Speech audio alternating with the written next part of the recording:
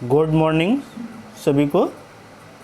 बेटा, जो यूजीसी के फैसले पर सुप्रीम कोर्ट की मोहर, मतलब यहाँ पर जो हम आपको बताने जा रहे हैं, जैसे कि यूजीसी की जो फैसले थे कि उसने ये कहा था कि जो बीए, बीएससी, बीकॉम अंतिम वर्ष की परीक्षा 30 सितंबर से पहले तक करानी है और परास्नातक में एमएससी, एमए, एमकॉम की परीक्षा जो है 30 सितंबर से पहले ख़त्म कर देनी है, फिनिश हो जाए।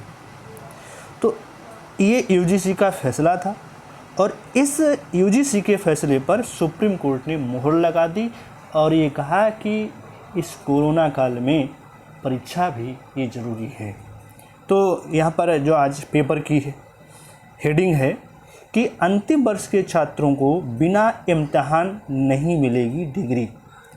सुप्रीम कोर्ट की यूजीसी के फैसले पर मोहर, 30 सितंबर तक करानी होगी परीक्षा। 30 सितंबर तक करानी होगी परीक्षा। दिल्ली के समाचार पत्र से है ये। सुप्रीम कोर्ट ने शुक्रवार को एक अहम फैसले में कहा कि विश्वविद्यालय अंतिम वर्ष की परीक्षा कराए बिना छात्रों को पास नहीं कर सकते। परीक्षा स्थगित करने की मांग वाली याचिकाओं पर सुनवाई के दौरान कोर्ट ने स्पष्ट कर दिया कि अंतिम वर्ष के छात्रों को बिना परीक्षा पास की डिग्री नहीं मिलेगी।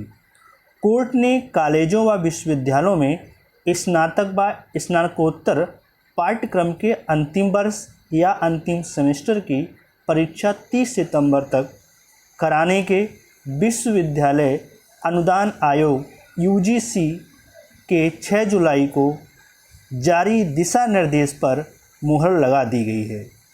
कई छात्रवाद संगठनों ने कोर्ट में इसे चुनौती दी थी। उन्होंने महामारी का हवाला देते हुए निर्देश रद्द करने की मांग की थी। Justice Ashok Bhushan, justice RS. Reddy, justice MR. Shah की पीठ ने यूजीसी की दिशा निर्देश सही ठहराते हुए कहा, इन्हें ये ध्यान रखते हुए जारी किया गया था कि सभी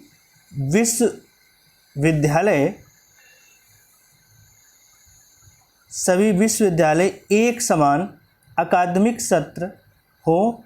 कोर्ट ने कहा कि 30 सितंबर तक परीक्षा कराने निर्णय भी छात्र हित में है। ये छात्रों का भविष्य का मामला है। देश में उच्च शिक्षा के मानक बनाए रखना जरूरी है। पीठ ने कहा कि पिछली परीक्षा के आधार पर छात्रों को प्रमोट करने का सिद्धांत कानून के दायरे से बाहर है। कोर्ट ने याचिकाओं पर 18 अगस्त को फैसला सुरक्षित रखा था। याचिकाओं में कहा था कि छात्रों के पिछले प्रदर्शन व आंतरिक मूल्यांकन के आधार पर परिणाम घोषित करने चाहिए। मतलब 18 अगस्त को फैसला सुरक्षित रखा था। याचिकाओं में कहा था कि छात्रों के पिछले प्रदर्शन व आंतरिक मूल्यांकन का आधार पर परिणाम घोषित किए जाएं। इसके बाद बेटा हम लोग बात करते हैं, जिसे लिखा कि राज्य परीक्षा टाल सकते हैं पर यूजीसी से सलाह लें। मतलब राज्य, यहाँ पर जो राज्य सरकारें हैं परीक्षा टाल सकते हैं लेकिन यूजीसी से सलाह लें। महामारी के चलते कर सकते हैं स्थगित। कोर्ट ने कहा कि अगर किसी राज्य को लगता है कि महामारी चलते तय तारीख पर परीक्षा नहीं करा सकता है तो आपदा प्रबंधन अधिनियम के तहत परीक्षा स्थगित कर सकता है। हालांकि इसके लिए यूजीसी सलाह मशवरा कर नई तारीख तय करनी होगी। राज्यों को यूजीसी के दिशा निर्देश के मुताबिक अंतिम वर्ष की परीक्षा करानी होगी, यह आवश्यक है। कोर्ट ने कहा कि राज्य सरकारें परीक्षा न कराने का फैसला खुद नहीं कर सकती, ना ही यूजीसी अनुमति के बिना किसी छात्र को प्रमोट किया जा सकता है। आंतरिक मूल्यांकन आधार पर परिणाम नहीं। शीर्ष अदालत ने कहा है कि आपदा प्रबंधन अधिनियम 2005 में राज्य प्राधिकरण अधिकार हैं कि लोगों को जीवन बचाने के लिए कदम उठाएं। अधिनियम में मानवीय जीवन को सर्वोपरि माना गया। हालांकि राज्य सरकार और प्राधिकरण को अधिकार नहीं है कि वे छात्रों को प्रमोट करने के बारे में फैसला ले। पिछले अंक व आंतरिक मूल्यांकन के आधार पर परिणाम जारी नहीं किया जा सकता है। 209 विश्वविद्यालय में हुई परीक्षाएं। यूजीसी के अनुसार जुलाई तक 209 विश्वविद्यालय परीक्षा करा चुके थे। उनके नतीजे भी आ गए। 394 विश्वविद्यालयों ने अगस्त सितंबर परीक्षा का प्रस्ताव दिया था। अब बेटा हम लोग बात करते हैं नीट और जेई की एग्ज़ाम के लिए। इससे नीट और जेई एग्ज़ाम में क्या कि 6 राज्य पहुंचे सुप्रीम कोर्ट, तो 12 ने किया समर्थन। तो जेई और नीट की कराने के विरोध में गैर भाजपा शासित 6 राज्यों ने सुप्रीम कोर्ट में पुनर्विचार याचिका दायर की। याचिकाओं में परीक्षा को मंजूरी देने के 17 अगस्त के कोर्ट के फैसले पर पुनर्विचार की मांग की। वहीं उत्तर प्रदेश, कर्नाटक, मध्य प्रदेश, असम, मणिपुर, नागालैंड, बिहार समेत 12 भाजपा शासित राज्यों ने केंद्र शासित प्रदेश व जम्मू कश्मीर, लद्दाख ने परीक्षा का समर्थन किया।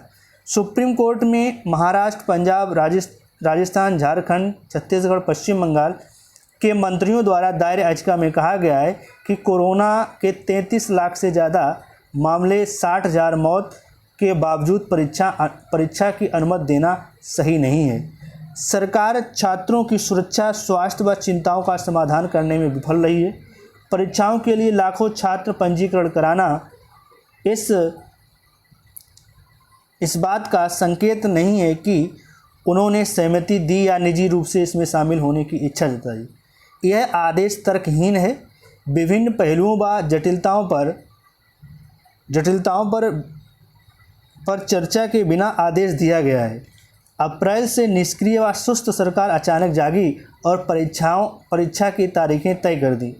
कोरोना के दौरान ये घातक हो सकता है कि याचिकाकर्ताओं वकील सुनील फर्नांडीज ने कहा कि महामारी के अलावा भारी बारिश और बाढ़ ने भी परेशानी बढ़ा दी है। अब यहाँ देखते हैं बेटा, महाराष्ट्र, पंजाब, राजस्थान, बंगाल, झारखंड, छत्तीसगढ़ दायर की पुनर्विचार याचिका।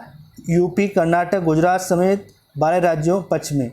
जेई के 88 और नीट में 72 छात्रों ने डाउनलोड किया प्रवेश पत्र।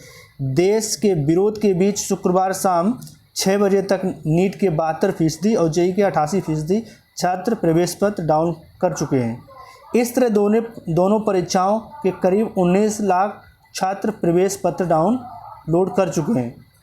लेकिन उत्तर प्रदेश के माननीय मुख्यमंत्री जी ने कहा है कि परीक्षा कराने में कोई समस्या नहीं है। राज्य सरकार परीक्षा के पक्ष में 9 अगस्त को बीएड परीक्षा करीब 5 लाख अभ्यर्थी शामिल हुए थे। इस दौरान कोरोना संक्रमण से जुड़ी कोई परेशानी नहीं हुई।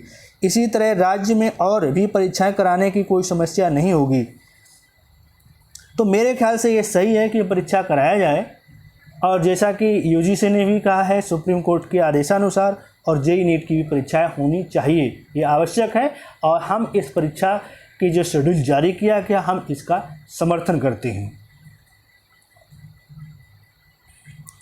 विश्वविद्यालय परीक्षा शेड्यूल सोमवार को जारी होगा। यानी कानपुर जो विश्वविद्यालय है, यानी छत्रपति साहूजी महाराज विश्वविद्यालय, स्नातक और परास्नातक अंतिम वर्ष की परीक्षाओं का शेड्यूल सोमवार को जारी होगा। परीक्षाएं 8 सितंबर से शुरू होनी हैं। रजिस्ट्रार डॉक्टर अनिल कुमार यादव ने बताया है कि शनिवार तक केंद्रों का निर्धारण तय किया जाएगा। शेड्यूल जारी करने के बाद जल्द प्रवेश पत्र जारी कर दिए जाएंगे। सभी पाठ्यक्रम के छात्रों को नया प्रवेश पत्र जारी किया जाएगा।